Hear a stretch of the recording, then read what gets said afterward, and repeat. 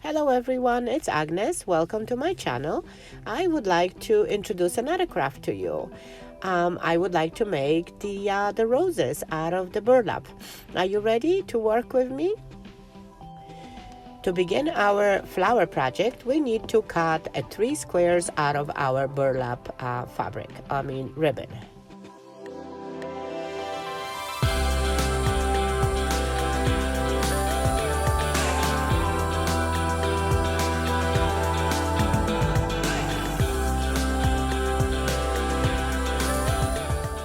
I love to make those roses, so I am going to use also my brown burlap that it has a lace background to it to make another rose.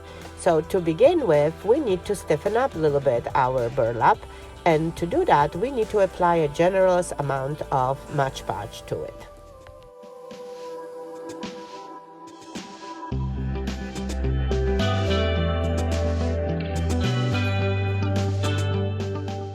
So as you can see is I am concentrating literally only on middle and not really the corners and the sides of this, just simply because we are going to be cutting the shape of our flower, so the sides are not really as important to be covered with the Podge.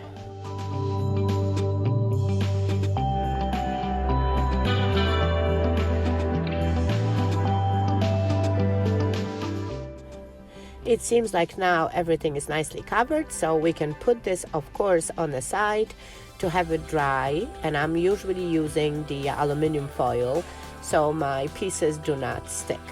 So as this is drying, I would say let's make the template for our flower. So as you can see is I am drawing half a circles, and you got to make sure that you are drawing 6 of them, and then you need to just connect them and sort of create a shape of your flower.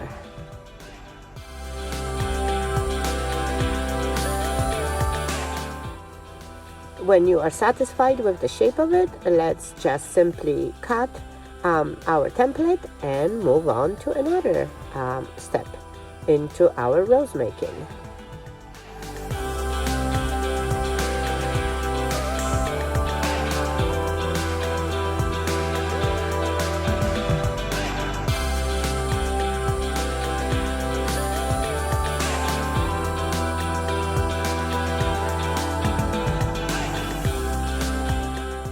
So now let's check on our squares, and it seems like they are not completely dry, but I am going to still try to work on a couple of them since they are okay to maneuver right now, and I'm going to keep the other ones to dry. Obviously it takes around 30 minutes for the Podge to dry good, but you can speed it up this process with the simple use of the hair dryer or heat gun. But I am just doing it old-fashioned way. But that's going to give me actually a time to work on my stenciling. So as you can see is I am actually stenciling my shape of the flower to a square, and I'm going to just simply cut this out.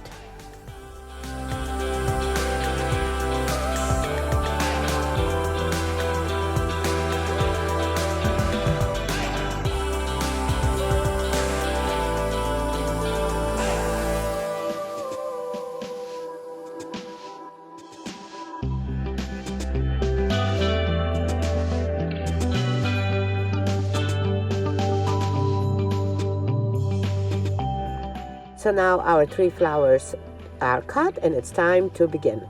So now I'm just going to simply cut to the middle and then remove half of the petal that it's right next to it. Make sure you don't remove 2, just 1. And then connect those 2 petals together and secure that with the hot glue. Here we go. And then the second one, again, cut to the middle, and then remove the actual entire petal, and then cut halfway, the half of the scallop with the one next to it. And it's again, connect them together and secure them with hot glue. Now we all set with the second one. Now the third one is again, cutting it to the middle, but this time we're removing 2 petals and cutting a third one only halfway through. See what I'm trying to do? Here we go. Now we have a little heart. Make sure to save those pieces, the full petals, because we are going to use them for another portion of our project. So it's again, you connect them together, secure them with the hot glue, and then we are done. 3 pieces to our flower all done. Now we need to come back to the full petals we just cut out, and we would like to scallop each side to make additional mini hearts on each side, just as I'm doing it right now. And then we go into the single one we removed first and doing exactly the same thing. And don't worry, nothing has to be perfect. There's no perfect flowers, and they actually look even more when they are more interesting when they are uneven. So now what we're doing here is folding our double petal, not too tight, loosely, because that is going to create our center of the rose. And then we are wrapping that with the single petal, just to add a little bit of an interest. So just like that, see how pretty that is? And what I like usually to do is just cut the first 2 layers of my rose down a bit, so it doesn't stand out as much. You do want to have some tri-dimension, but not as much. So now we are going to begin to assemble our flower. We start with the big one, then we actually leave it the way it is, place a little bit of the hot glue, and simply shift the second flower so it does not overlap completely. It just sort of goes into interlocking mode.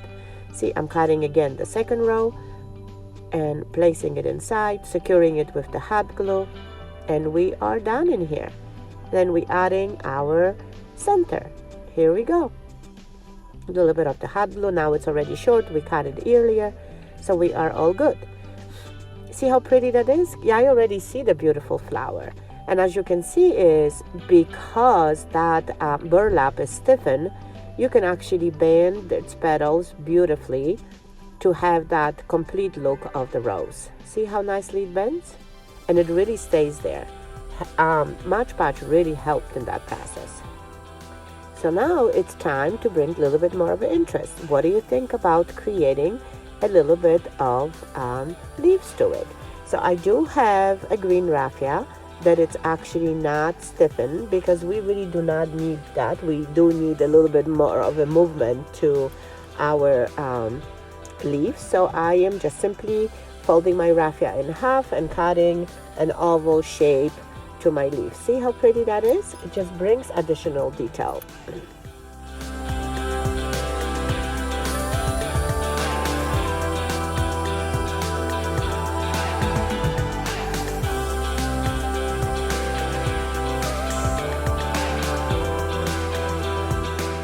And we would have been done, but guess what? Because I love raffia, I always like to introduce little bits of that everywhere, even though rose doesn't come with raffia. But you know what? In my project, I will for sure at least try. I'm not going to leave a lot, but I'm going to leave a little bit. So don't laugh at me. I really simply love raffia. So here is the final product. This is the final piece of our craft. That's how it looks. Look, see how pretty? And then, as I was mentioning earlier, I decided to make a second one. This is how fun that project is. So I really hope you enjoyed my project, and you are going to simply make one.